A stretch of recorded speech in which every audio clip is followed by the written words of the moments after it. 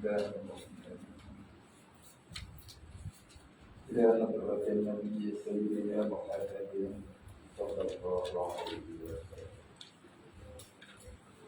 وآله الكرام وأصحابه العظام والشيخين والمسلمين خصوصا إلى والدينا وأولادنا وأخواتنا وقرابتنا أجمعين وخصوصا إلى آبائنا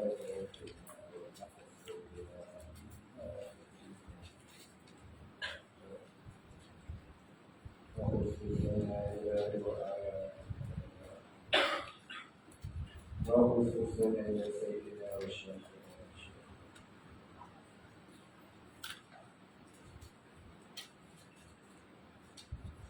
ورسولهم وفروعهم شيء لله الفاتحة. أعوذ بالله من الشيطان الرجيم. بسم الله الرحمن الرحيم. الحمد لله رب العالمين الرحمن الرحيم مالك يوم الدين إياك نعبد وإياك نستعين اهدنا الصراط المستقيم صراط الذين أنعمت عليهم غير المغضوب عليهم ولا الضالين. الحمد لله رب العالمين والصلاة والسلام على أشرف الأنبياء والمرسلين وعلى آله وصحبه أجمعين. رب اشرح لي صدري ويسر لي أمري واحلل عقدة من لساني يفقهوا قولي. اللهم لنا إلا ما علمتنا إنك أنت العليم الحكيم. ربنا بالله ربا والإسلام دينا ومحمد نبيا ورسولا. اللهم اجعلنا من التوابين اجعلنا من المستغفرين اجعلنا من المتقين اجعلنا من الموحدين اجعلنا من المهتدين اجعلنا من المخلصين له الدين اجعلنا من العارفين واجعلنا من عبادك الصالحين واجعلنا من المتقين. اللهم احينا بحياة العلماء بموت الشهداء. اللهم نجنا من القوم الظالمين. اللهم نجنا من القوم الظالمين. اللهم نجنا من القوم الظالمين. آمين يا رب العالمين. بسم الله الرحمن الرحيم. قال المصنف والمؤلف رحمه الله تعالى ونفعنا به وبعلومه وبركاته آمين يا رب العالمين.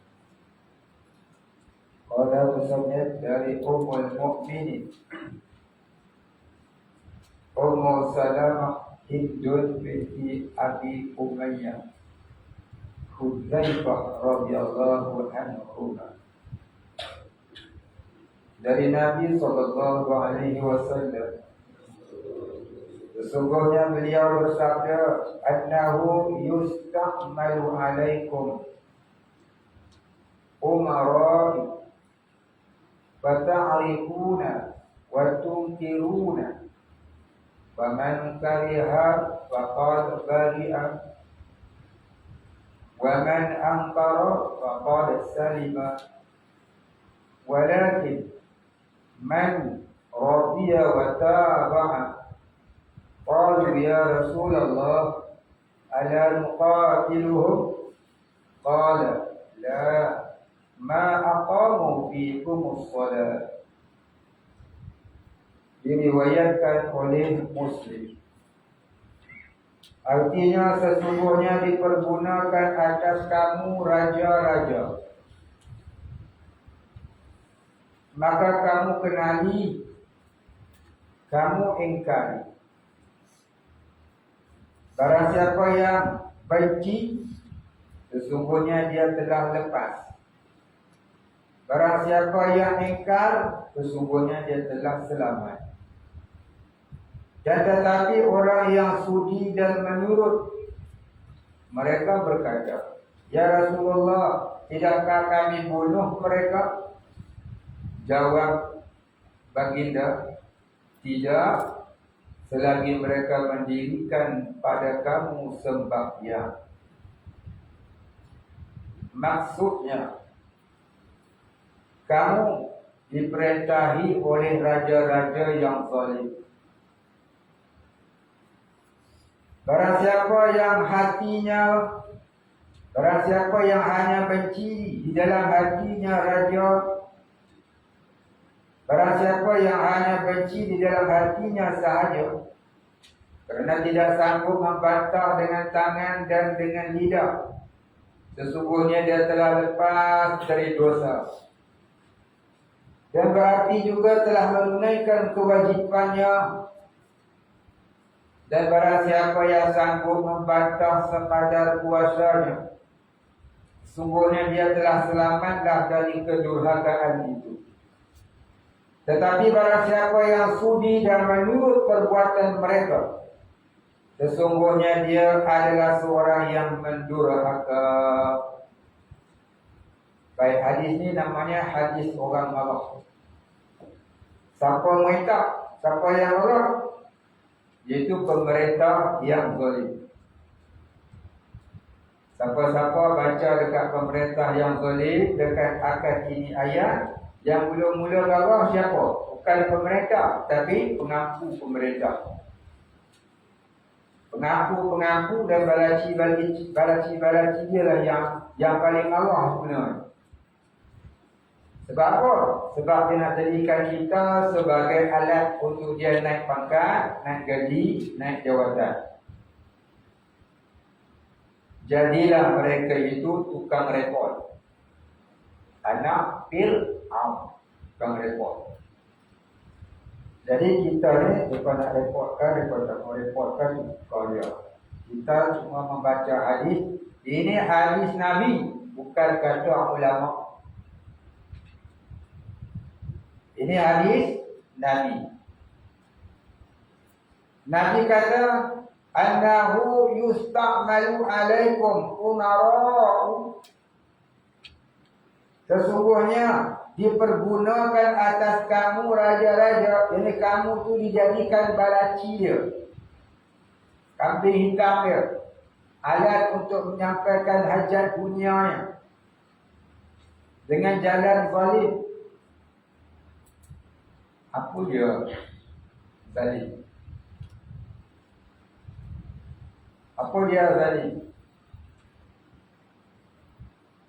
Zalim ni meletakkan suatu perkara tidak kena pada tempatnya. Itu makna zalim. Meletakkan suatu perkara tidak kena pada tempatnya, itu namanya zalim. Contohnya apa dia? Stocking buka kepala, kopiah buka kaki. Itu pun namanya zalim. Menzalimi harta, mengkufuri harta. Nikmat Tuhan beri, tak kat kepala, hantar kat kaki. Yang letak kat kaki, hantar kat kepala. Itu pun namanya zalim. Menzalimi harta yang dikurniai oleh Allah.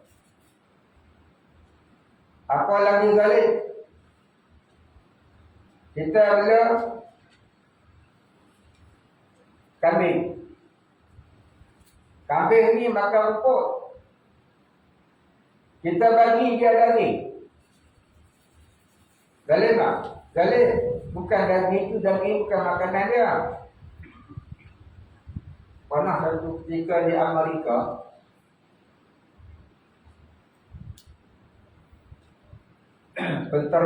satu penternak lembu yang agak besar lah penjagaan dia. Tiba-tiba lembu-lembu ni ada di antara lembu ni mati kena penyakit. Banyaklah yang mati. Tapi taklah semua. Jadi dia nak buang begitu sahaja. Dia kata rugi. Habis nak buat apa? Terfikirlah dia untuk menjadikan lembu yang mati ni sebagai makanan kepada lembu yang hidup. Maka dia proseslah lembu-lembu ini jadi macam keropok. Macam kucing makan keropok kucing lah. Makanan kucing tu. Maka lembu-lembu ini diberi makan dengan kawan yang telah mati. Apabila lembu ni sedap makan. Tak pernah makan kawan kan. Tiba-tiba makan kawan. Sedap pula. Lembu makan lembu. Lama-lama lembu ni jadi ketagih. Jadi ketagih satu hal otak dia dah bertukar. Otak dia dah bertukar. Elok makan rumput, dia makan daging. Lama-lama dia bergaduh sama kawan dia. Yang tanduk kawan tu, tanduk kawan ni.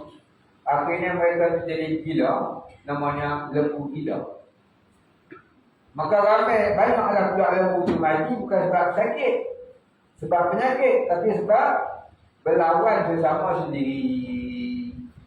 Akhirnya jadi lembu gila. Macam mana nak selamatkan keadaan tu? Akhirnya lembu itu direport kepada, kalau macam kita ni mergas tua lah. Di sana mungkin mergas muda. Dipanggilnya mergas tua, ditembak semua lembu. Akhirnya semua mati. Pertama kena rugi. Dan tu rugi so. Jadi zalim tak? Jual lembu tadi. Zalim lah. Pasal bagi makan dengan makanan yang bukan makanan dia. Itu namanya zalim. Akhirnya zalim jadi apa? Rugi besar. Di dunia Tuhan tunjukkan rugi besar lah. Di akhirat tak tahu lagi. Itulah cerita dia lah. Jadi zalim ni meletakkan suatu perkara yang tidak kena kepada tempatnya. Termasuklah meletakkan hukum yang bukan dari hukum Allah kepada tempat yang sepatutnya diletakkan hukum Allah. Maka dalam Quran dia kata, "Wa man lam yahkum bima anzalallah fa ulaika humuz zalimun." Barang siapa yang tidak menghukum dengan hukum Allah, maka sesungguhnya ia zalim. Walaupun dia tak bunuh rakyatnya, walaupun dia tak katok kepala rakyatnya, walaupun dia tak tendang punggung rakyatnya, walaupun dia bagi subsidi pada rakyatnya, walaupun dia bagi bonus allowance cara hidup pada rakyatnya, tapi dia tidak menghukum dengan hukum Allah, tak menjadikan hukum Quran dan hadis sebagai perlembagaan negara, maka dia dinamakan pemerintah yang zalim. Umara zalim, pemerintah yang zalim. Maka pemerintah itu apabila dia zalim, dia tak ikut hukum Allah, maka lama-kelamaan zalimnya menjadi nyata senyata-nyata dengan dia menzalimi sungguh rakyatnya, seperti dia mengauk keuntungan harta negara dengan menzalimi rakyat. Dinaikkan harga barang yang tidak patut, disusahkan rakyat, dia senang. Maka itu namanya pemerintah yang zalim. Dikenakan cukai yang tak patut-patut. Lepas satu cukai, naikkan harga barang kerana nak mengauk keuntungan negara kononnya. Tapi sebenarnya setiap projek itu ada imbuhannya. Setiap projek yang mereka laksanakan ada imbuhannya. Ada apa? Kalau projek Ada apa orang panggil undertaking. Undertaking itu rekan daripada under table. Dekat Melayunya kita dah tahu, dekat Arabnya rasuah. Dia kata nak potong rasuah, mereka mencipta rasuah halal. Akhirnya tak kenal. Inilah cara kerajaan ataupun pemerintah yang zalim menzalimi rakyat. Jadi kalau pemerintah itu tidak zalim, rakyat tidak berumut akan susahnya mencari rezeki. Kalau rakyat itu merumut, bermakna pemerintah itu zalim. Baldatun tayyibatun wa rabbun ghafur. Negara yang baik akan mendapat keampunan Allah yang Maha Pengampun. Maka bila Allah telah mengampuni raja dan rakyat, maka negara itu akan dilimpahi rezeki nikmat, tak perlu bersusah payah mencari dan berusaha. Seperti mana yang akan terjadi pada zaman pemerintahan Al-Mahdi Al-Muntazar nanti. Orang jadi gila beribadah, tidak gila mencari harta dunia. Sebab harta dunia jadi melimpah ruah. Asbab pemerintah yang mukmin, yang bertakwa kepada Allah. Ini apatah lagi kalau pemerintah itu hanya boneka, di belakangnya ada Yahudi di belakang. Kalau zaman Al-Mahdi nanti orang Yahudi menyembunyi di balik batu. Batu itu akan berkata, wahai Muslim, Yahudi di belakangku.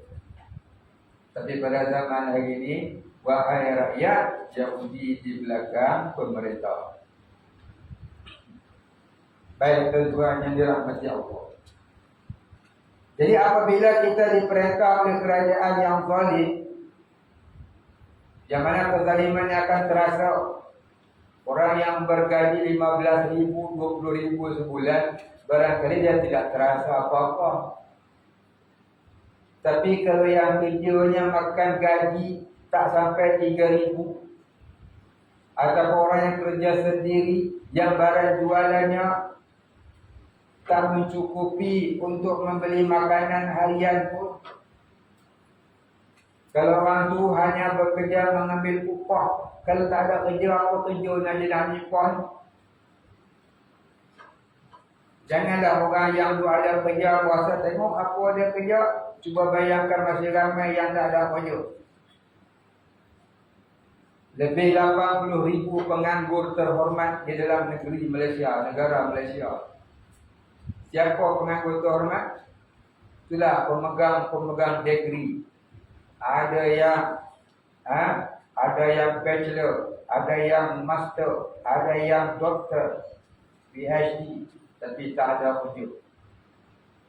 Akhirnya kena buat kerja yang bukan bidang dia, yang tak setimpal pendapatannya dengan apa yang dia belajar, apa yang dia miliki untuk dia laksanakan.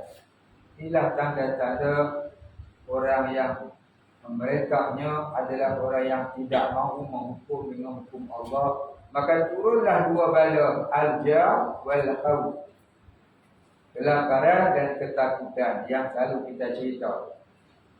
Jadi apabila kita duduk di bawah pemerintah yang macam ini, apa kata Nabi? Fata'rifuna wa tankiruna.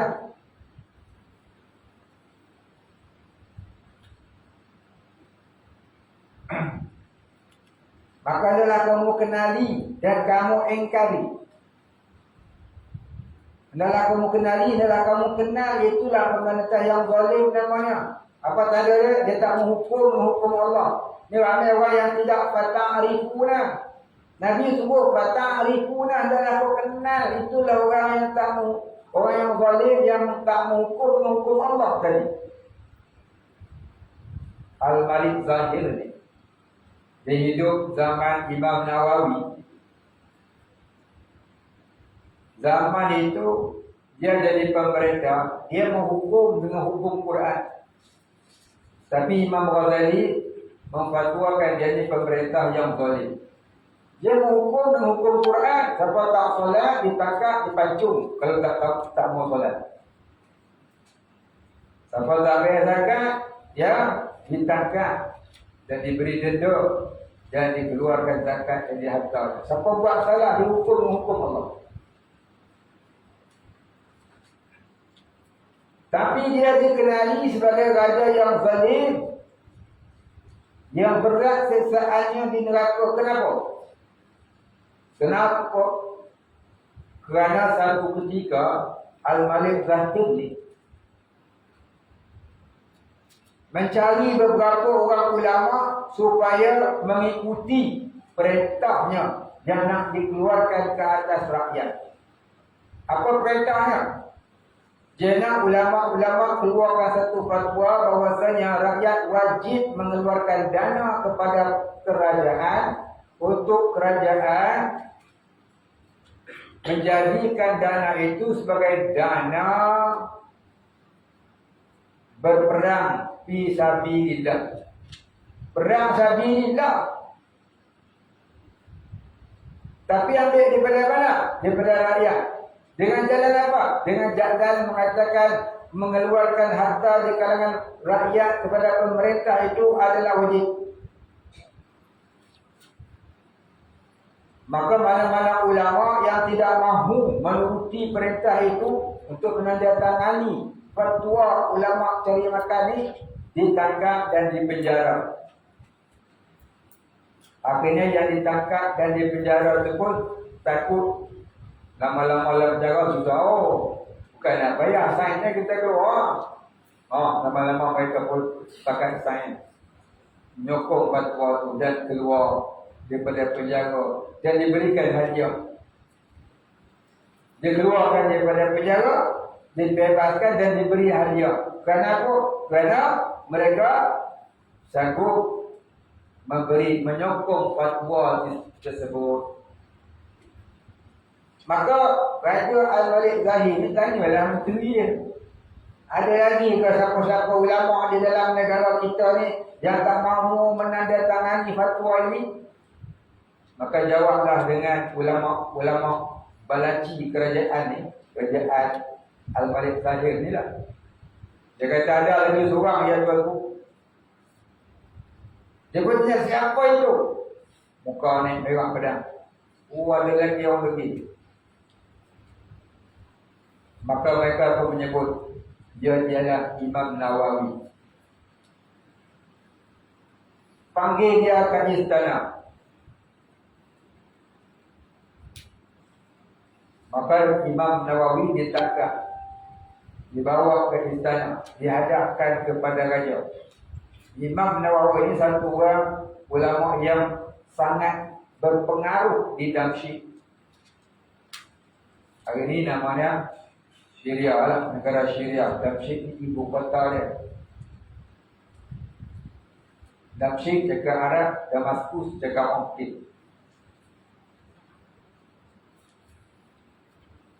Jadi bila Imam Nawawi sampai ke istana raja, Al-Malik Zahid ni, Al-Malik maknanya raja. Kita kata sultan lah. Dulu dia tak pakai Perdana Menteri. Dia pakai raja tu, pemerintah sekaliannya. Tak ada Perdana Menteri. Jadi Al-Malik Zahid ni, Raja Zahid ni, tanya kepada Imam Nawawi.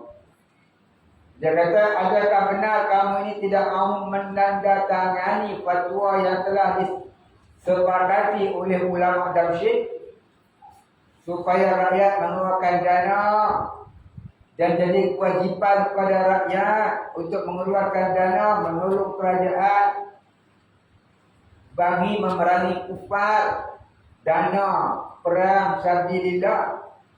Dia kata, benar wahai tuanku. Ni Imam Malik. Imam Malik satu orang yang amat terkenal di Damsyik. Seorang ulama yang berpengaruh, ramai anak murid, kitab yang banyak.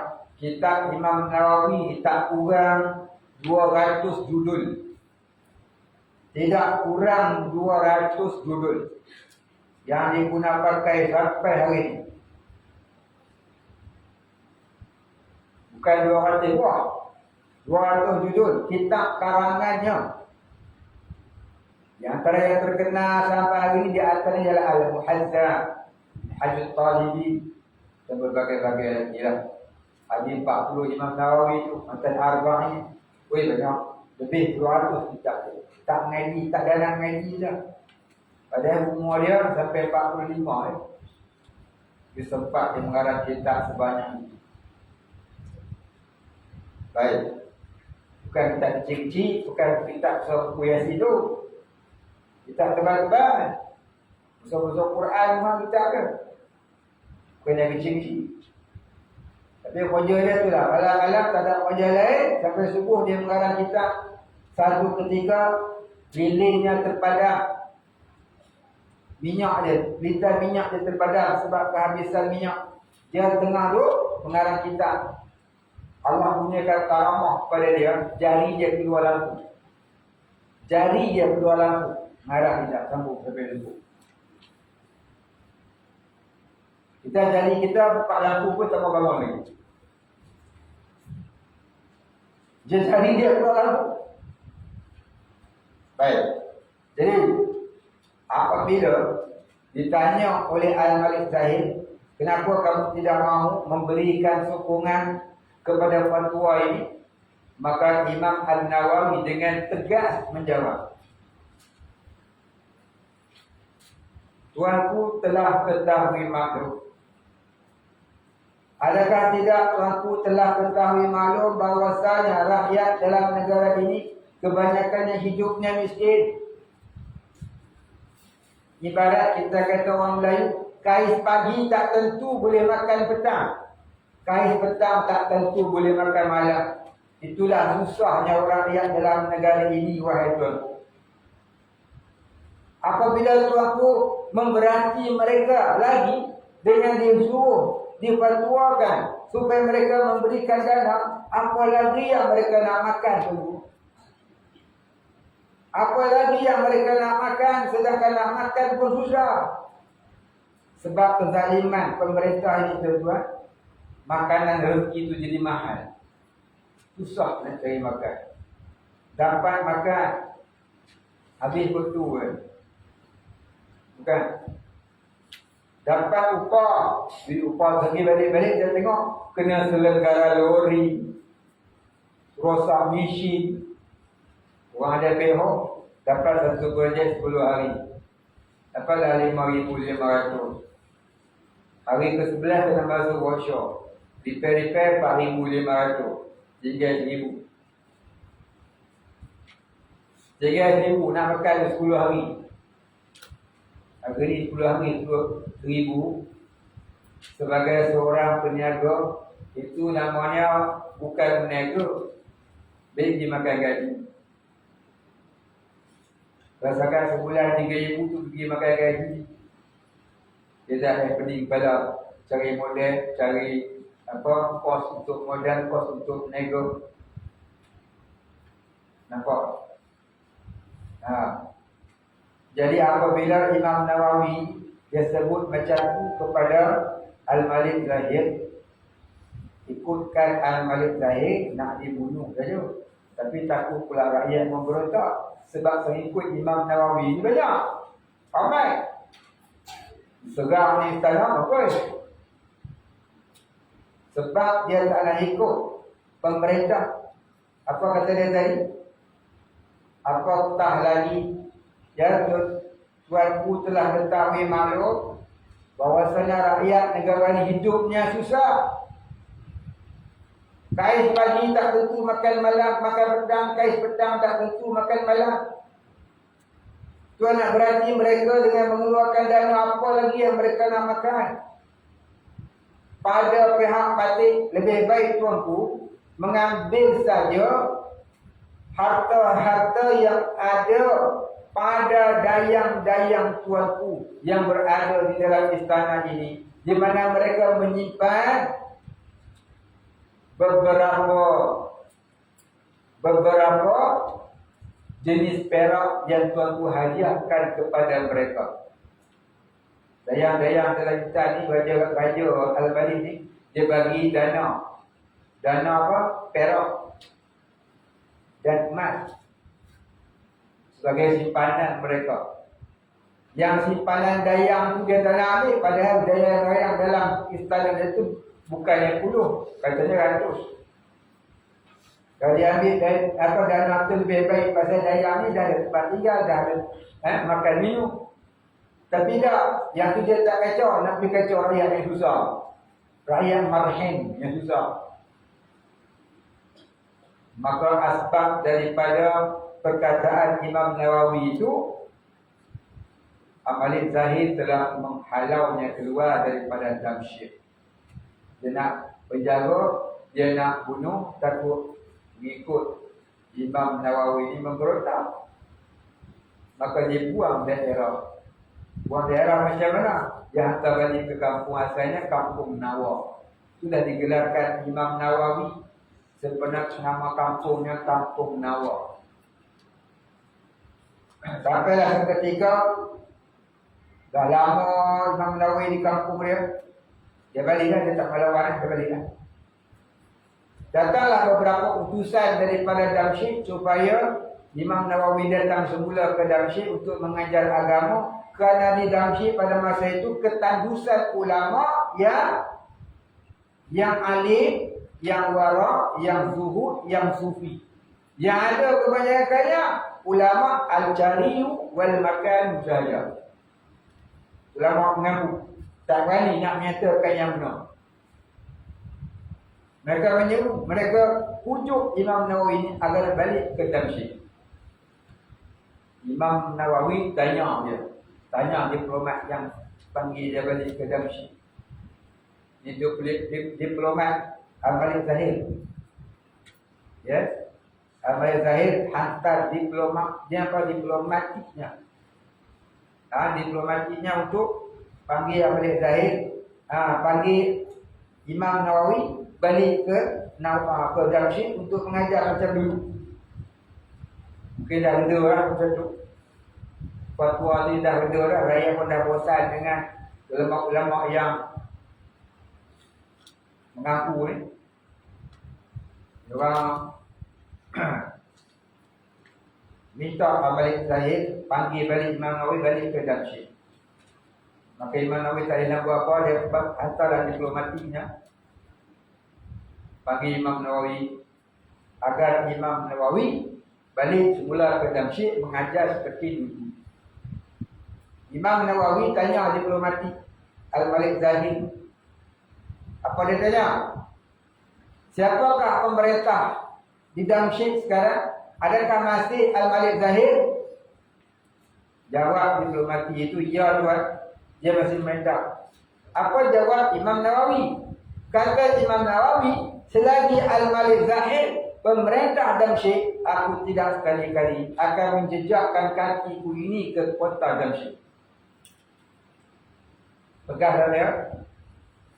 Pegah ulama dulu. Ya, inilah dia wali Allah yang tidak takut kepada sesiapa pun melainkan hanya kepada Allah. Inna awliya Allah, inna awliya Allah, wala khawfun alaihim wala hum yahzanun. Sebenarnya wali-wali Allah tidak ada ketakutan dan kebimbangan di dalam hati mereka itu. Inilah dia wali Allah. Ulama yang sangat takut dan kasih kepada agama. Siapa tadi? Imam An-Nawawi. Beliau hidup sekitar tahun 600 Hijrah. Ya. Lebih kurang sama tahun dengan Athillah As-Sakandari, ulama tasawuf yang mengarang kitab hikam. Inilah dia. Di mana kewajipan ke atas ini. Nak cerita ni apa? Ada dua ulama. Satu ulama akhirat, satu ulama dunia. Yang Nabi kata, ana akhwafu alaikum.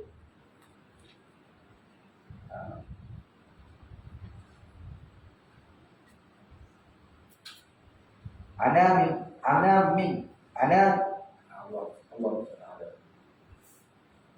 min gharim dajjal akhwafu alaikum qabla dajjal.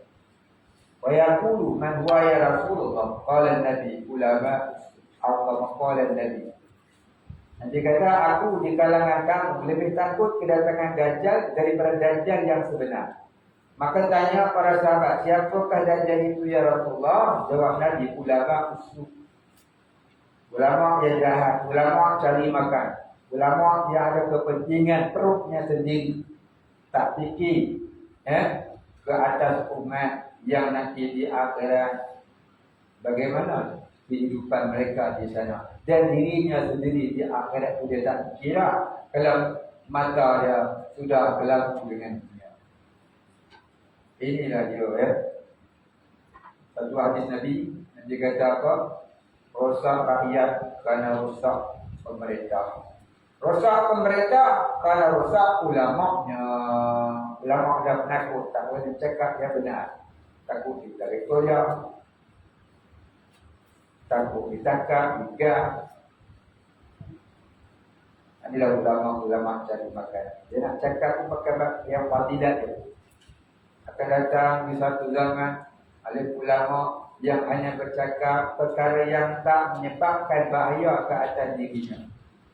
Maka mereka ni bercakaplah soal-soal fadilat saja. Soal-soal fiqh yang tidak mengganggu urusan pemerintah. Nak cakap fiqh lebih-lebih pun apa dia? Babul solat, babul siyam, babul haid wal nifas. Babul jinayah menyatakan kewajipan melaksanakan hukum Allah, tilka hududullah. Tilka hududullah, tak berani dia, takut. Nah, inilah dia. Ulama yang ada kebanyakannya pada hari bab fadilat dia beri yang cakap.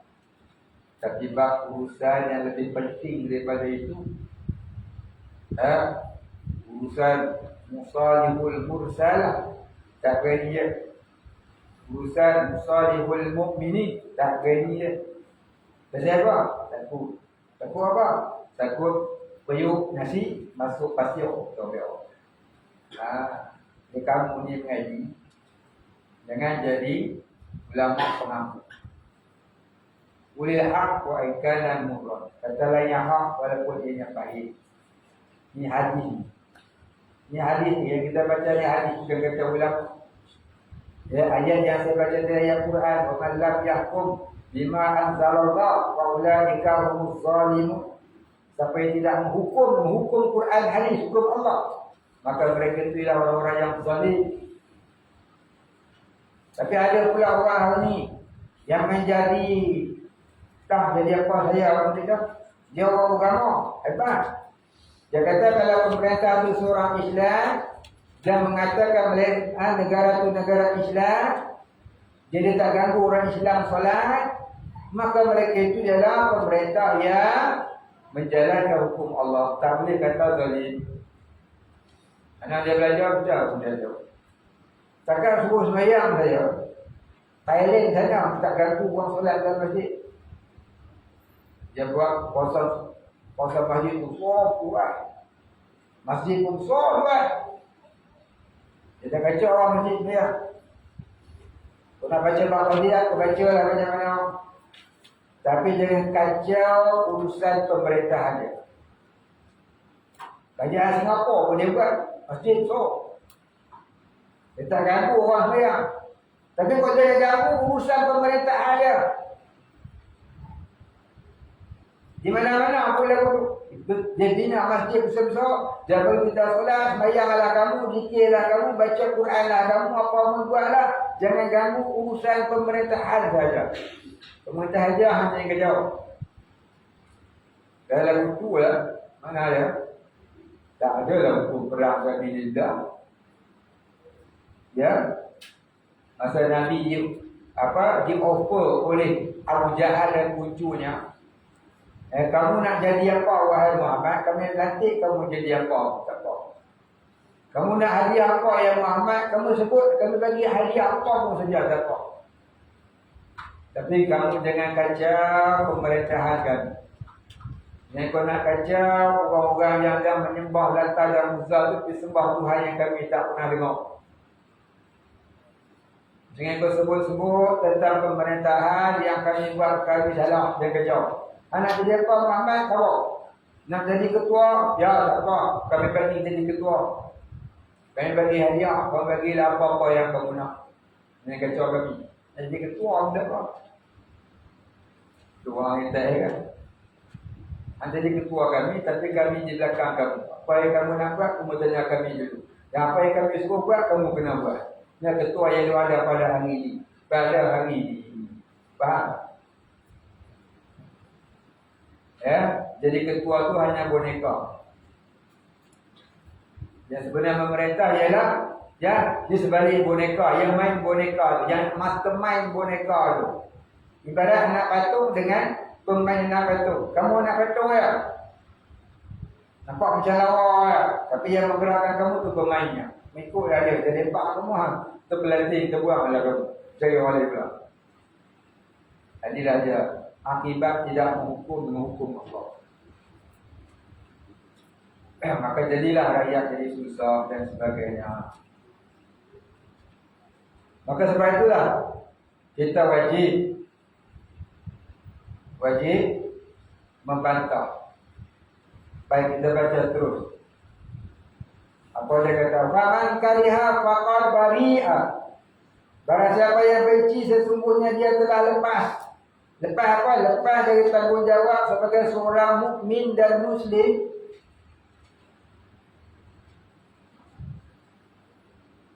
Wa man ankara faqad salima. Barang siapa yang ingkar, sesungguhnya dia telah selamat. Jadi mengingkari pemimpin yang macam tu. Kamu dah selamat. Selamat daripada mana? Selamat daripada murka Allah. Murka Allah ni lama. Sampai abadan abidin selama-lamanya. Murka manusia tu tak lama. Kita mati masuk kubur, dia mula cakap kebaikan kita.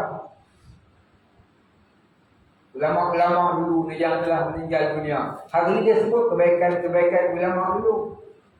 Kedua, kemerdekaan dan apalah. Tapi cuba dia hidup zaman ulama tu tengok. Takkan dia yang dibunuh ulama tu, boleh tak?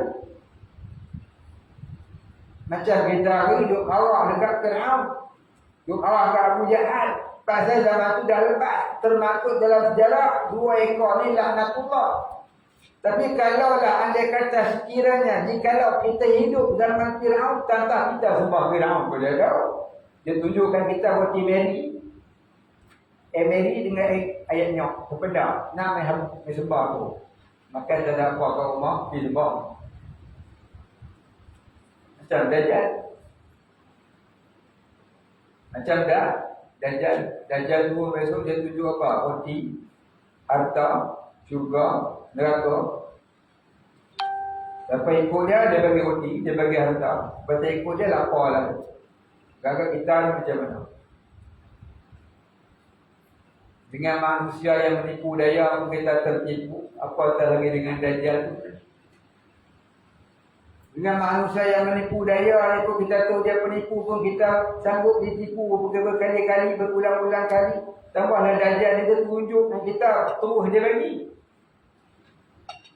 Ni dia tipu lama dah, tapi tak bagi-bagi.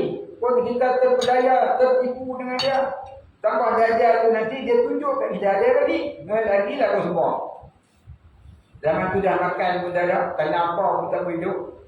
Siapa? Tanam apa? Kangkung. Kita tengok tumbuh rumput. Sampai rumput tu jatuh sayur. Dah. Apa salah? Ini bukan rumput, ini kucai. Sudah begitu. Kalau langsung nanti apa pun tak ada makan, ada juga tumbuh rumput, boleh dapat sayur. Tak nak sempah, tak disempah Dajjal tu. Inilah dia fitnah akhir zaman. Kalau kita ni tidak memperkukuhkan akidah kita dengan jiwa akidah yang sebenar. Baik, apa dia kata tadi? Walakin man radiya wa taba'a. Tetapi orang yang sudi dan menurut, Maka kata orang-orang yang sokong dan menurut pemerintah yang macam tu, dia kata apa betul. Terang-terang dia salah, apa kita kata dia betul. Atau kata sudi ini menyokong serta menurut. Menurut apa dia kata? Kalau mereka berkata, sahabat tanya, Ya Rasulullah, ala nuqatiluhum, tidakkah kami bunuh saja mereka itu? Bila sampai zaman ini, tidakkah kami ini bunuh saja pemimpin yang macam tu? Apa jawab Nabi? Apa kata Nabi? Qala, la, jangan, tidak. Ma aqamu fiikumus shalah. Tidak selagi mereka mendirikan pada kamu sembahyang. Jadi mereka tak lawan kamu solat. Kamu solat dia tak kacau. Kamu janganlah berpegang dengan dia. Kau sampai solat pun tak boleh. Mana tu kena buat.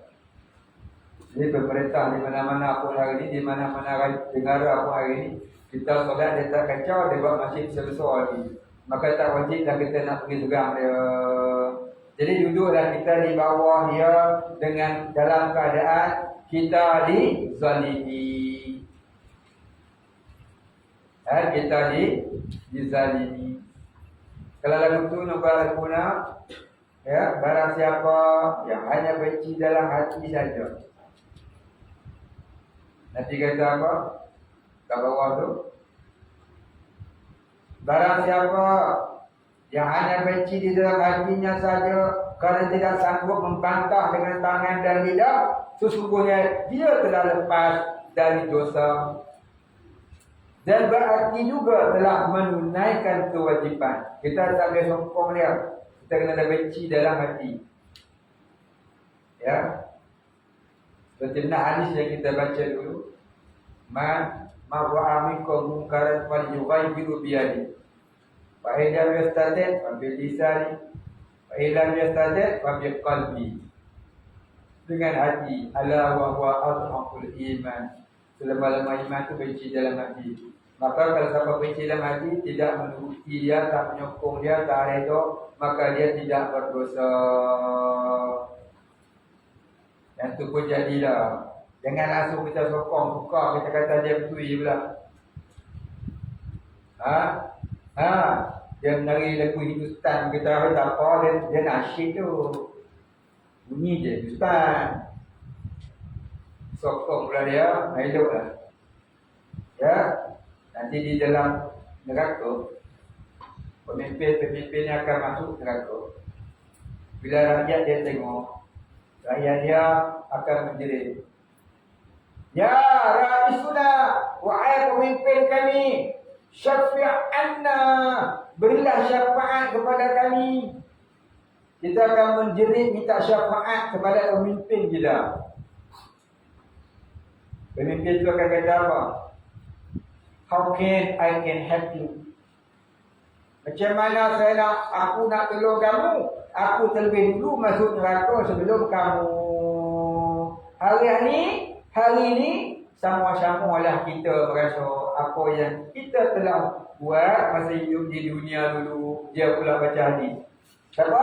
Tu pemimpin yang tadi. Tapi sampai yang membenci dia ikut kata ulama, ul-amili, ulama, ul-mukhlisi. Mereka akan minta syafaat dengan ulama-ulama mereka yang amili, yang mukhlisi. Dan ulama-ulama itu disebutkan dalam hadis, mereka boleh memberi syafaat kepada murid-muridnya. Tapi siapakah ulama itu? Iaitulah ulama, ul-amili, al-mukhlisi, al-huddi. Orang-orang yang arif billah. Dia carilah ulama yang arif billah, bukan ulama yang tahu mentedara. Jangan cari ulama yang pandai mentedara. Carilah ulama yang arif billah. Jadi kita kena cari. Kita mengaji je. Kita belum cari. Ini baru kita mengaji. Kita belum cari. Kita kena pergi cari berguru dengan dia, duduk di bawah bimbingan dia, terima nasihat dia, jaga adab dia, jaga adab kita dengan dia. Mudah-mudahan kita terjaga adab dengan Rasulullah dan terjaga adab dengan Allah. Hari ini tuan-tuan, orang memaki ulama ni dah jadi macam umum balua yang biasa. Cakap ulama cakap apa pun dia boleh jawab bagi kata ulama itu takwil. Ini tanda-tanda nak kiamat. Memang sungguh. Bila dah hampir-hampir kedatangan Dajjal, maka perkataan ulama itu dianggap batil oleh kebanyakan manusia yang beriman ketika itu.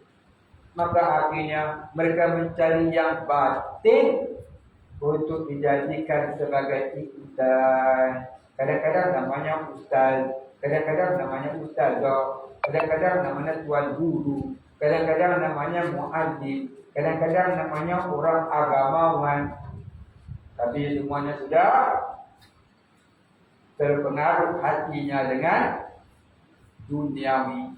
Akhirnya mereka inilah yang menjadi dajjal-dajjal. Allahumma inna na'udzubika minad dajjalin.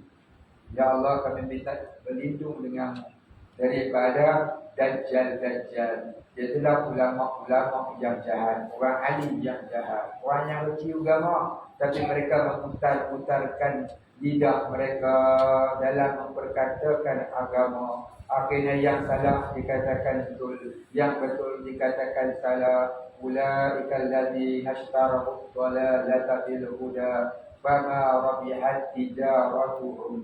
Inilah orang-orang yang akan hidup dalam neraka paling bawah sekali, yang lebih bawah daripada iblis, syaitan, Haman, Namrud, Qarun dan yang seumpamanya. Iblis, syaitan duduk neraka nombor 4, tapi puan ni duduk neraka paling bawah sekali. Waliyahzubillah. Sebab mengaku mereka, sebab menolak mereka akan yang hak mereka kata batil, yang batil mereka katakan hak. Waliyahzubillah. Jadi kita duduk ngaji ni, jaga warak. Siapa tak jaga warak, kalau alim nanti jadi dajjal. Masa belajar agama tak jaga warak, nanti kalau alim pegang jawatan agama, kamu akan jadi dajjal. Ini bukan saya kata Imam Ghazali, bukan Ihya Ulumuddin jilid yang pertama. Oi, bayar nak cari Ihya, buka Syiarus Salikin karangan Syekh Abdul Somad Al-Falibani. Dia ada 4 jilid juga. Buka jilid yang pertama, buka jilid yang pertama ataupun yang keempat. Jangan adab belajar. Orang yang belajar agama tidak jaga warak, kalau masih buat dosa bertahan lagi, pasal masih ada harapan untuk dia taubat. Tapi yang takut, orang belajar agama dah jadi alim, tapi hatinya jadi buta.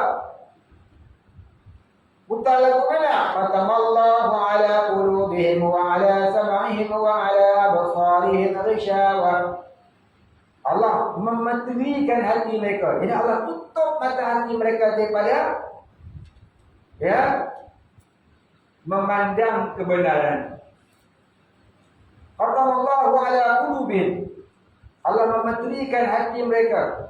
Wa ala sam'ihim, dan di atas pendengaran mereka. Wa ala absarihim, dan di atas penglihatan mereka. Ghisyawah. Apa dah ghisyawah? Dengan satu tutupan yang tak boleh dibuka-buka lagi. Maka tak kala itu yang benar dikatakan batil, yang benar dikatakan salah, yang salah dikatakan benar, yang batil dikatakan hak, yang hak dikatakan batil. Yang ni yang lebih kita takut. Kalau dia buat dosa, dia tahu dia dosa, dia ada berkeinginan nak taubat, itu pun tiada bagus sebenarnya. Tapi yang paling takut apabila yang benar tu dia kata salah, yang salah dia kata benar. Sebab hatinya, telinganya, matanya sudah ditutup. Fatamallah. Ditutup. Bila dah tutup, habis kita. Ya. Dan ditutup, habis cerita. Tak pakai tutup, dia kata tak apa, janji-janji baik. Kalau pakai niqab, dia kata pakai niqab itu tak tentu lagi. Islam ke tidak ni. Itu tanda-tanda lah. Senang nak memandang jahat pada orang yang mengamalkan Islam. Tapi senang pula nak memandang baik kepada orang yang terang-terang tidak mengamalkan hukum Allah ini. Itu tanda nak jadi dajjal.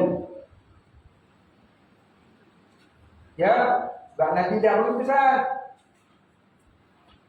Sebab Nabi dah memberi pesanan.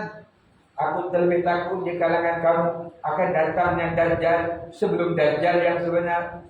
Siapa dia? Ulama busuk. Orang alim tapi hatinya busuk.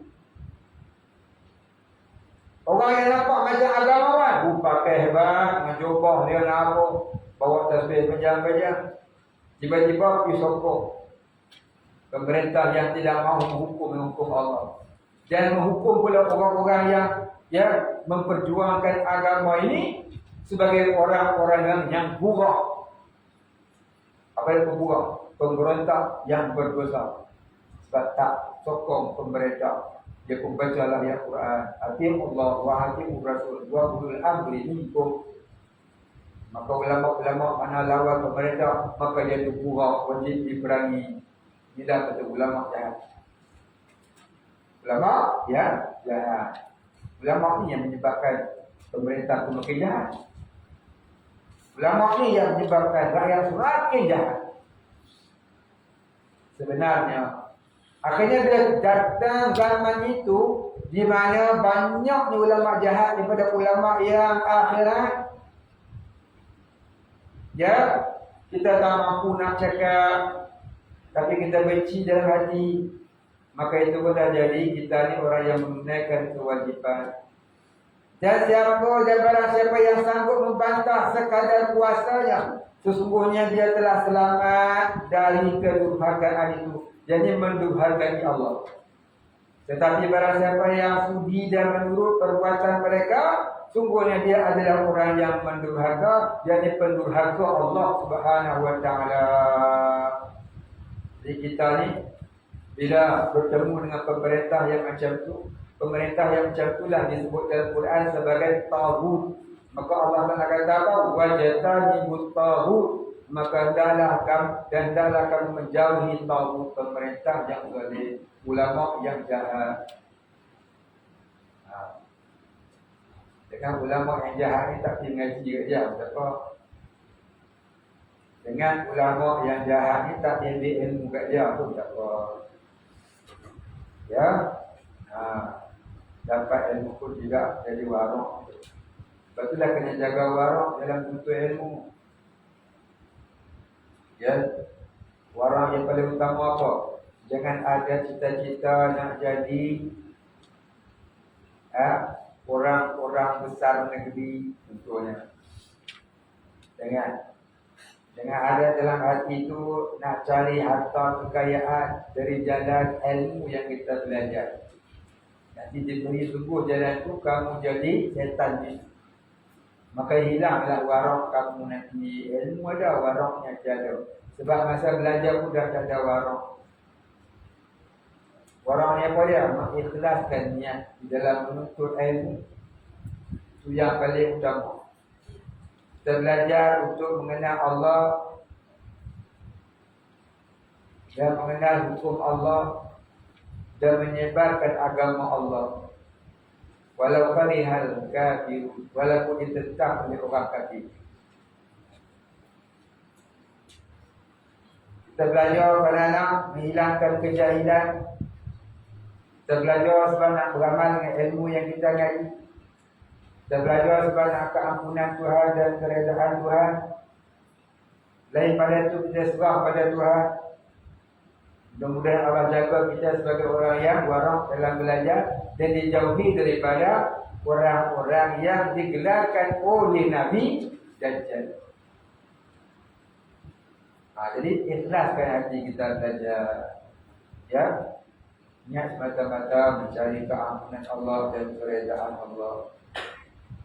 Dan supaya Allah Ta'ala jadikan kita orang yang mati sebagai mati syahid mu'raqah.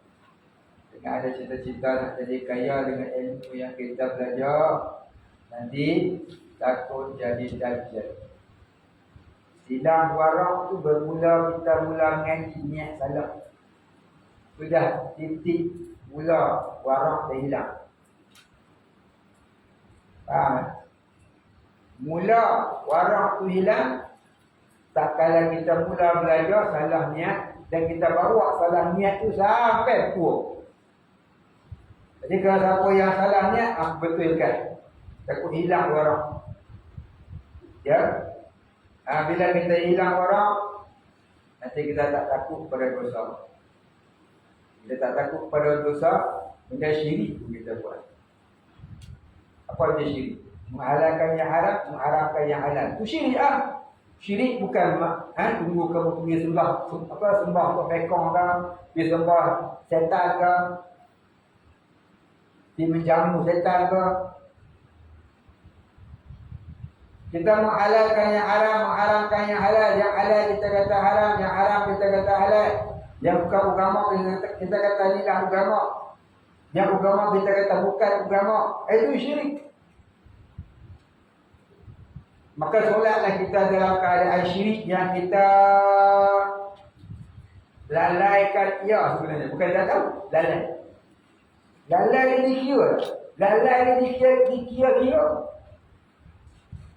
Lalai dia terkira hukum. Yang tak terkira hukum, tak jatuh hukum kalau tertidur ataupun tidak tahu sebab tak belajar. Kalau kita belajar tapi kita dilalaikan oleh keinginan dunia, maka kelalaian tu tak dimaafkan. Kamu buat benda kufur, jadi kufurlah kamu. Jadi faham mana lalai. Lalai mana yang dimaaf, lalai mana yang tak dimaaf. Baik. Ni kamu semua ni belajar agama. Ya. Wa ahsin niyataka, maka hendaklah pilihan kamu berelokkan akan niat kamu. Ya, elokkan niat. Aku niat belajar, aku nak beramal apa yang aku tahu. Semoga aku berusaha aku dan reda hidup aku. Jadikan aku orang yang berjuang di jalan Allah sehingga aku mati. Mudah-mudahan aku ni Allah Ta'ala pilih mati syahid akbar. Dengan ada niat nak jadi, nak cari kekayaan dengan ilmu yang kita belajar. Nanti hilang warak, jadilah balaci setan. Dan jadi balaci itu tak sedar pula. Dia rasa dia betul. Bila kita buat salah, kita rasa kita betul. Itu tanda-tanda kehancuran.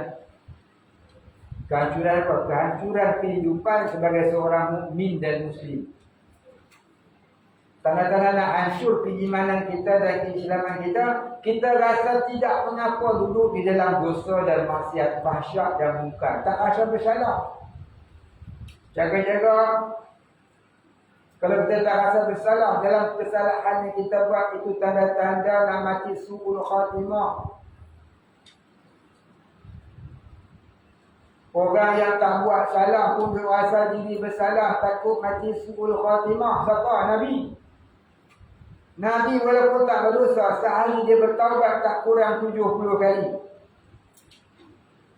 Kita yang tu dalam salah, masa tak salah, kita nak maru mati kapiah pun jaga. Akhir zaman kita akan berjumpa yang macam cukup banyak. Dan dia khawatir kita tu sekali duduk di sini. Siapa tidak bimbang mati su'ul khatimah, itu tandul dia nak mati su'ul khatimah. Siapa tak bimbang dia mati sebagai seorang munafik, tandullah tu dia tu seorang munafik. Siapa tidak bimbang dia tu mati di dalam kebencian Allah, tak bimbang pun. Tanda-tanda dia nak mati dalam kebencian Allah. Siapa tak bimbang kalau mati tak bawa bekal, tak apa pun. Itu tanda-tanda lah tu. Nak mati tak apa bekalan. Jadi kita kena ada inisiatif di dalam hati kita. Apa dia? Aku mesti bawa bekal sebelum mati. Aku mesti sediakan bekal sebelum mati. Nanti mati aku nak bawa bekal. Orang nak pencen 55, sekarang 55. Nak pencen 55, mungkin 3 bulan lagi. Duit dalam bank ada 10,000. Berkeluh kesah dah dia. Berkeluh kesah dah rasa-rasa. Kalau duit dalam bank ada 500,000, tak apa ke? Dalam bank ada 50 ringgit dah, habis keluar. Ini lepas pencen nak kerja apa pula lah. Kerja ngalung. Lu dapat lah muda. Dia dah kerja dah masa nak kerja lagi 40 tahun. 20 semua. Ni hal nak pencen ni susah. Dia dalam bank cuma ada 50,000 rasa tak cukup lah. 100,000 rasa tak cukup lah. Bukan kerja lain dah. Nak pula anak ada sekolah hari. Pencen dapat dah 100,000 bersih. Anak pergi sekolah, universiti juga tu. Amal kuih. Hadis bertua ke dia 100,000.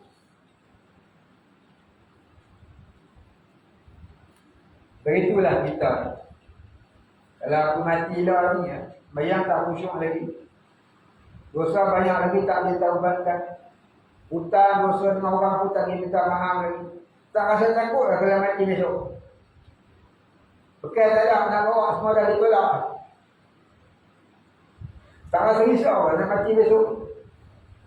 Kalau subuh mati besok, dosa kita dengan Allah Ta'ala belum lagi dilunaskan. Dosa kita dengan orang belum dilunaskan.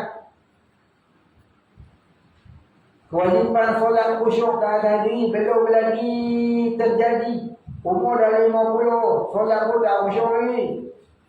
Umur dah dekat 60, takwa pun tak ada lagi. Yang dua ada hutang. Tak rasa risau kan? Yang dia risau kalau tak dapat makan. Tahun 2025 gram kata. Yang tu dia risau.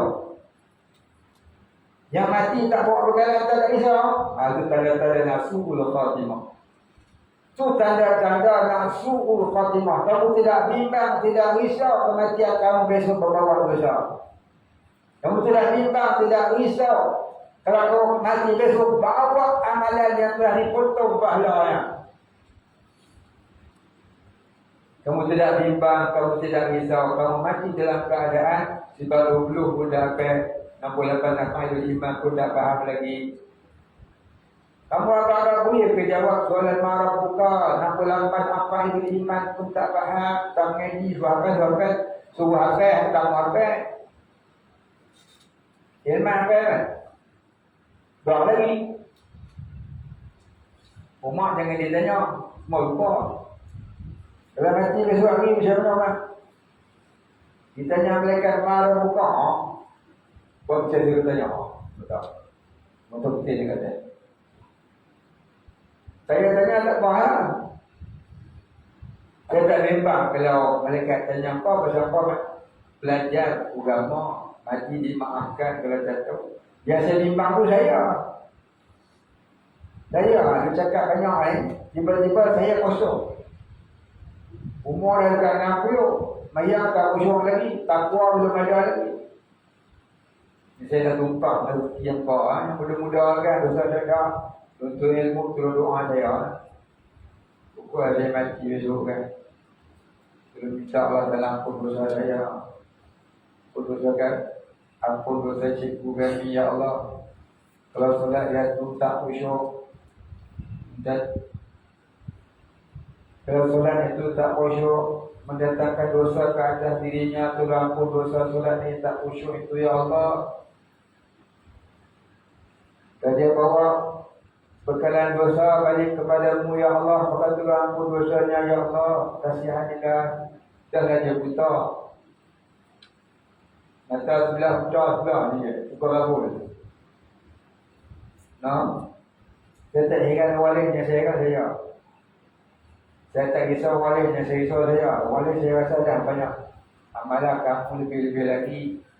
Orang menuntut ilmu ni kalau mati berarti syahid. Saya tak tahu lagi. Aduh, inilah dia yang kita nak fikir. Jangan ada fikir seorang punya ya. Ya. Yang ada perangan dia saya, aku besok dah jadi, aku nak jadi mufti. Gue gaji banyak apa 20,000. Aku nak jadi tuan-tuan nak jadi mufti. Aku dah tobat lah ni, ada betul lah. Ni saya nak kabar, ukur saya tumpuk. Saya beritahu dekat diri saya, lampau nak ambil manfaat silakan. Tak nak ambil manfaat pun tak apa lah. Semuanya, cuba kita bayangkan kalau kita mati besok, apa kita nak bawa? Kita tahu kita nak mati lah. Betul-betul target dah. Inilah target, senang target, ini target. Tiba-tiba besok kita mati. Semua tak ada apa. Harus simpan pun jadi hak orang.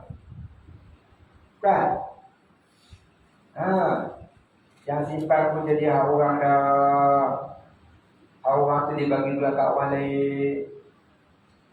Kita duduk dalam kubur berlumpur luar.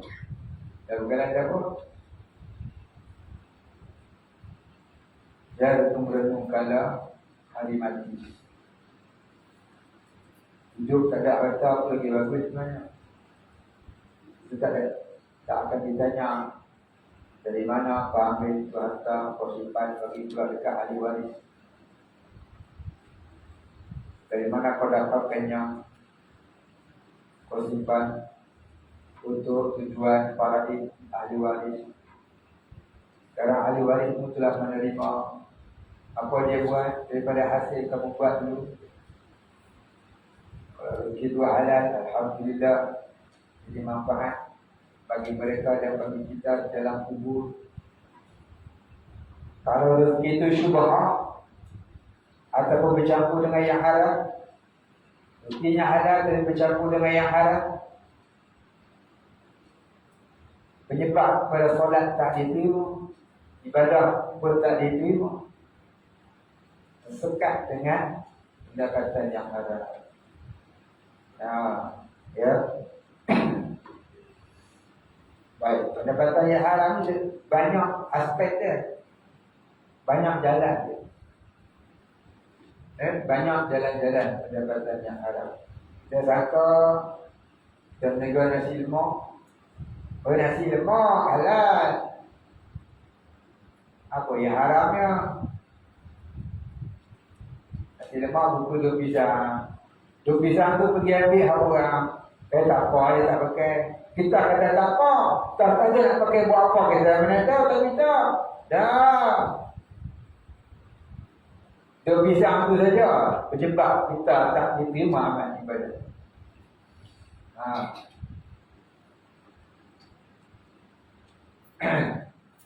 Ya, baik, contoh tu contoh pemerintah. Negara goreng pisang. Negara goreng pisang guna minyak yang tak halal. Tanggung lagi kita. Jaga lah. Dan ngaji agama jadi ustaz.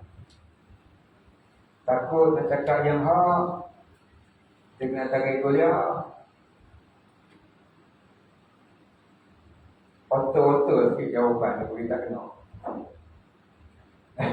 Otor-otor sikit. Tunggulah besok. Jadi setan besok.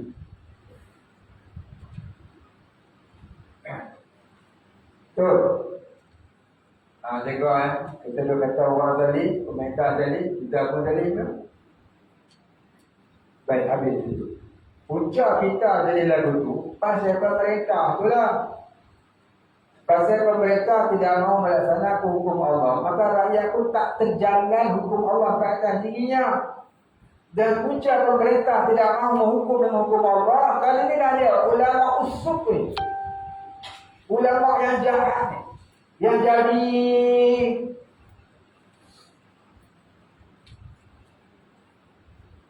jadi apa?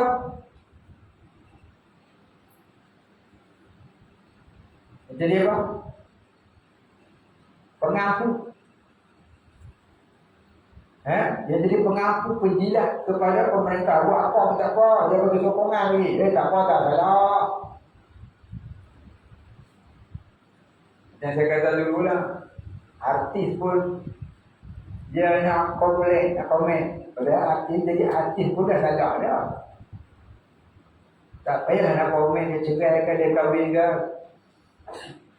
Itu kecilnya mana ya. Dia jadi artis tu dah salah dah. Tu terang saja artis tu pendapatannya haram. Kau nak cerai dia cerai tak cerai salah lawan lelaki lah kau apa ke dah. Itu kecil ya small matter. Terang ya.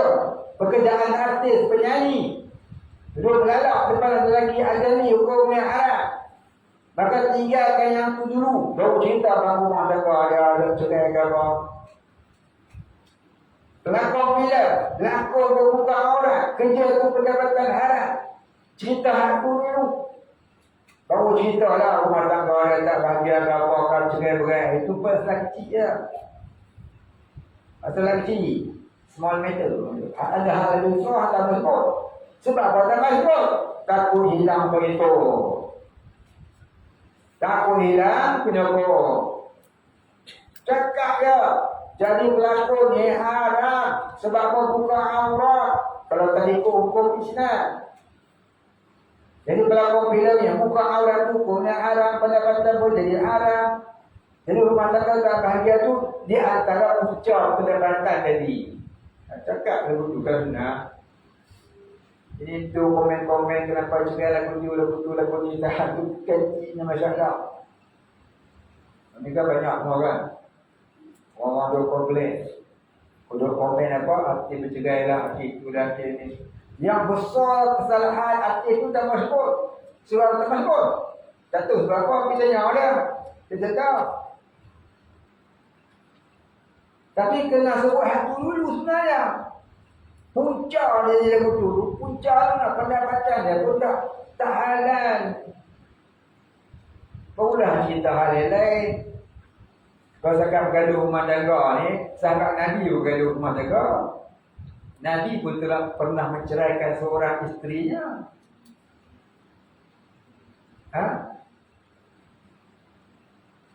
Alim ulama pun bercerai-berai bini. Adakah itu masalah besar? Itu tak masalah besar, itu benda halal. Pasal dia dah pula kata, oh jangan sebut cerai, bergoncang tiang aras. Mana dia belajar, orang tak tahu ke? Bergoncang tiang aras. Apa nak tengok tu? Ada hadis tu, dia kata, oh jangan sebut cerai, bergoncang tiang aras. Suka-suka sebut yang tak ada, disebut-sebut yang ada, tak masuk. Cuba sebut siapakah orang yang akan dilindungi di bawah aras. Ada 7 orang, sebut yang dulu. Yang bergoncang di aras tu ada super. Mereka ikut itu. Ada ikut. Dia kata orang lain yang tak ada tu nanti ada dekat. Yang bukan agama katanya agama. Yang bukan agama tak boleh sebut. Lepas tu mendajarkan orang. Menyesat, mengatakan orang besar, orang yang besar. Sumber tak ada. Jadi baik. Jadi apabila kita duduk di bawah pemerintah yang zalim, maka tak disuruh kita pergi segang bunuh dia. Selagi dia tak kacau kita solat. Dia kacau kita solat tak? Tak. Maka kita hanya pergi menegur dia, jangan pergi bunuh. Nanti kata seafdal jihad ialah berkata sebenar kepada pemerintah yang zalim. Ya. Kita tegur dia. Kami ada badan-badan NGO lah, parti politik lah untuk kita menegur mereka. Maka kita menegurlah mereka kepada yang semampu kita. Jangan diserang orang-orang di rumah dia bacung, jangan. Diserang oleh polis, jangan. Oleh polis tak pernah mengenal dengan pemerintah. Dia kerja pakai dia, begitu. Dan pergi bunuh pula menteri. Dan bawa orang pergi bunuh orang menteri. Tak disuruh lagu tu. Bahayakan diri sendiri. Belatarkan letak juga. Dengan campakkan dirimu kepada kebinasaan. Kebinasaan tak disuruh. Ya, jangan. Jadi apa yang kita nak buat? Sabarlah. Bertelah doa. Apabila kita duduk di bawah pemerintah yang zalim, maka banyakkan berdoa dengan doa yang hari-hari kita baca. Apa doa dia?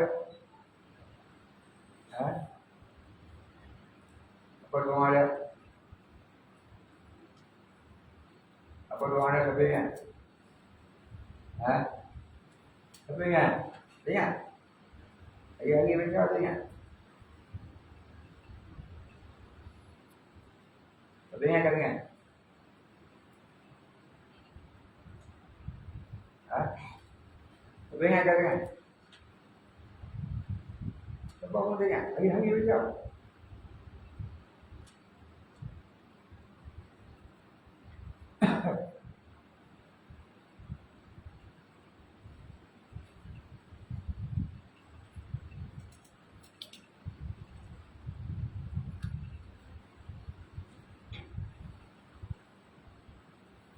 Doa dalam doa tarikat kita juga.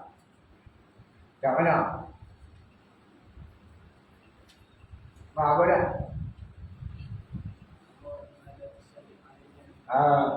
Satu baca banyak. Ingat pada doa. Pada Allahumma la tusallit alaina. Lagi?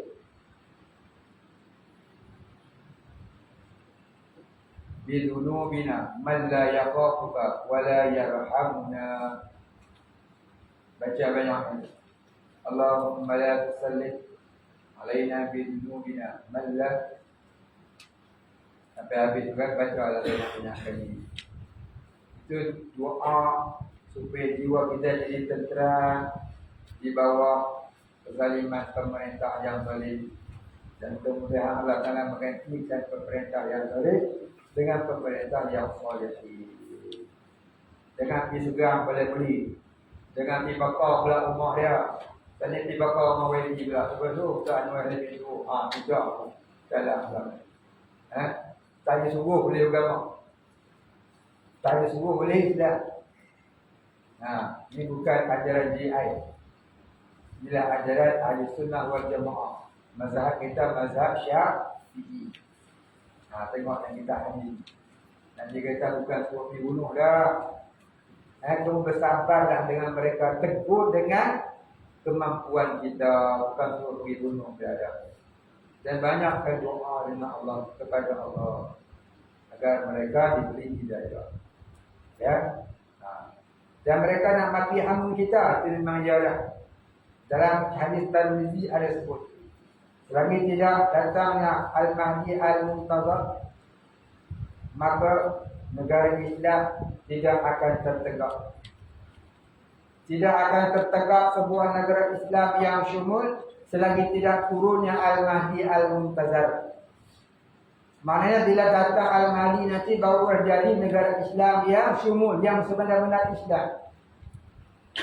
Namun sebelum datangnya Al-Mahdi Al-Muntazar akan sentiasa ada orang-orang yang memperjuangkan perjuangan menegakkan hukum Allah di atas muka bumi, dan mereka itu adalah orang-orang yang dimuliakan Allah. Jadi kita adalah memperjuangkan agama Allah itu, walaupun tak nampak jalan nak menang, tak nampak jalan nak boleh merintah cara Islam, lagi dia berjuang, lagi gasak dia, lagi dia berjuang, lagi melawan dia, lagi dia doa sembahyang hajat pun lagi kau dia tentang kita. Inilah dia pahala yang Tuhan nak beri kepada pejuang-pejuang yang nak menegakkan hukum Allah sebelum datangnya Al-Mahdi Al-Muntazar. Tapi kalau tak berjuang, tergolonglah kita dalam orang-orang yang akan disuruh oleh Allah dalam akhirat nanti. Hayhata lima tu'adu wal iyadu billah. Baik, kita berhenti dekat dulu.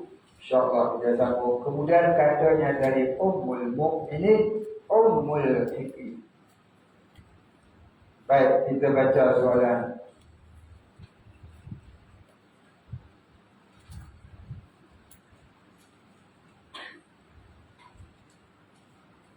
Dia tanya, kenapa Allah menutup mata hati mereka daripada memandang kebenaran? Kerana mereka ada penyakit tapi tidak mahu mengobati penyakit itu. Bi qulubihim maradun fazadahumullahu maradan. Dalam hati mereka ada penyakit, mereka pun tahu itu penyakit, tapi mereka tidak mahu mengobati penyakit itu, maka Allah menambahi penyakit. Akhirnya penyakit itu ditambah, jadilah khatamallahu ala qulubihim. Jadi apabila kita tahu hati kita ada penyakit, hendaklah kita mengobatinya dengan bertaubat, dengan menjalani jalan-jalan siratal mustaqim.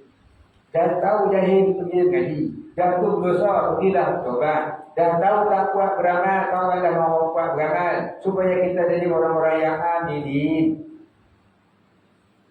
Jadi tahulah kita ni tak tidak bakal kira lagi. Dan tu tak beramal lagi bertambah-tambah tak beramal bakal menambahkan dosa. Maka jadilah nanti Allah menutup mata hati. Qatallahu ala qulubihim wa ala sam'ihim wa ala absarihim ghisyawatun. Gitu. Baik, apakah maksud menjaga warak? Menjaga warak ini bukan seperti yang saya kata. Menjaga warak itu seperti yang disebutkan oleh ulama-ulama yang mengarang kitab-kitab mereka. Yang mereka ambil daripada hadis-hadis dan juga firman-firman Allah di dalam Al-Quran. Maksud kata menjaga warak itu ialah menjauhi akan larangan Allah serta mengamalkan apa yang diperintahkan oleh Allah dan memelihara adab-adabnya. Orang ngaji, jaga adab ngaji. Kita jadi tetamu, jaga adab tetamu. Kita tuan rumah, jaga adab tuan rumah. Kita nak buat kenduri, jaga adab kenduri. Jangan namanya tuan guru, buat kenduri bercampur-campur di antara betina. Jadi tuan haru.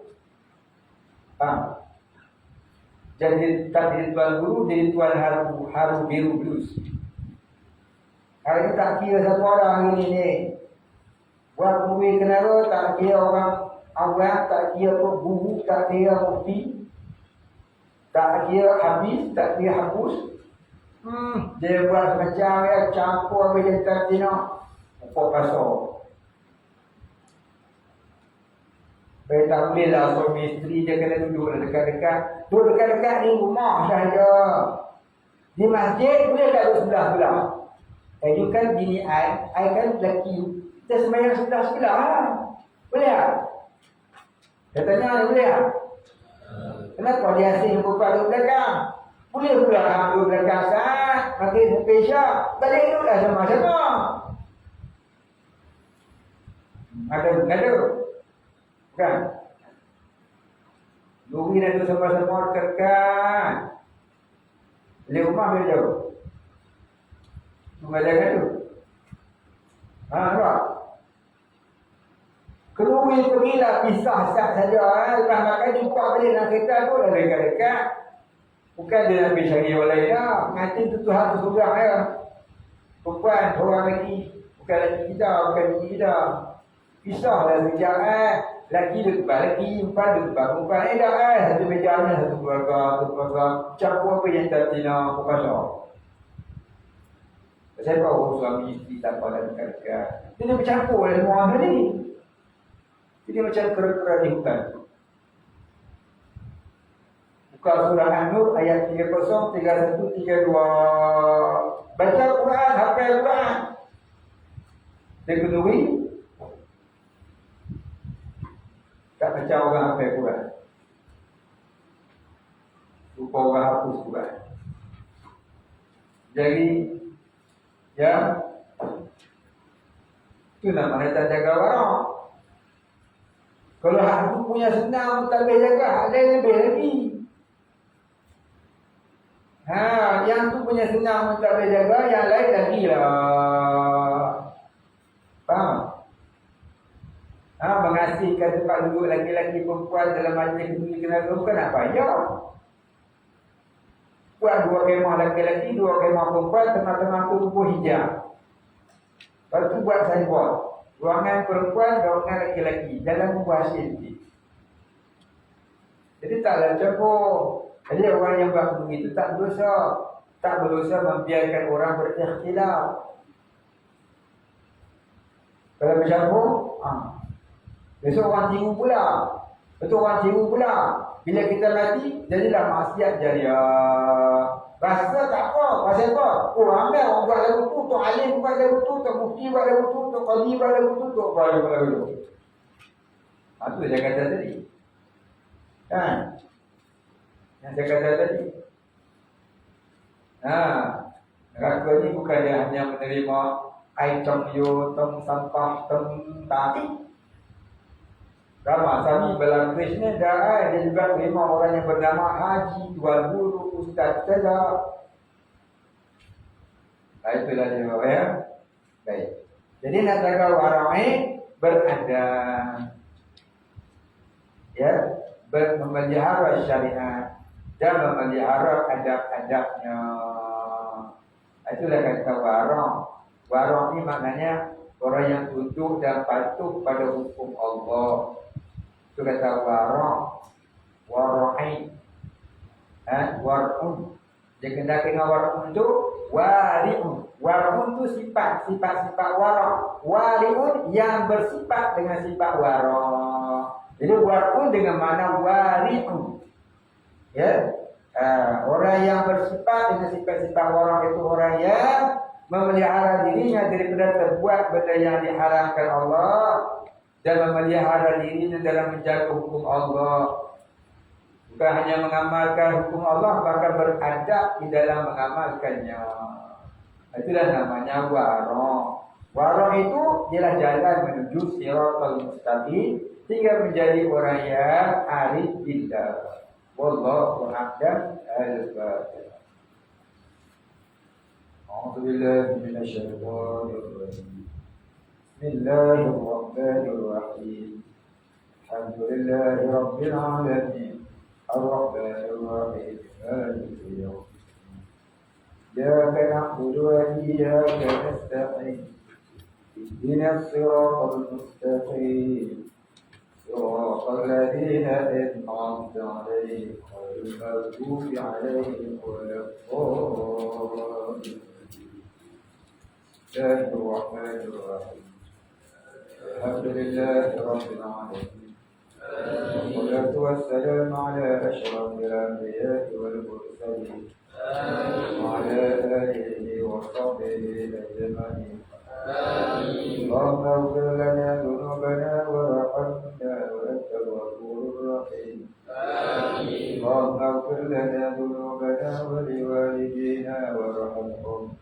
كما ربيانا صغارا ولمشايخنا وللمسلمين أجمعين برحمتك يا أرحم الراحمين صلى الله على سيدنا محمد وعلى آله وصحبه أجمعين سبحان ربك رب العزة عما يصفون وسلام على المرسلين والحمد لله رب العالمين.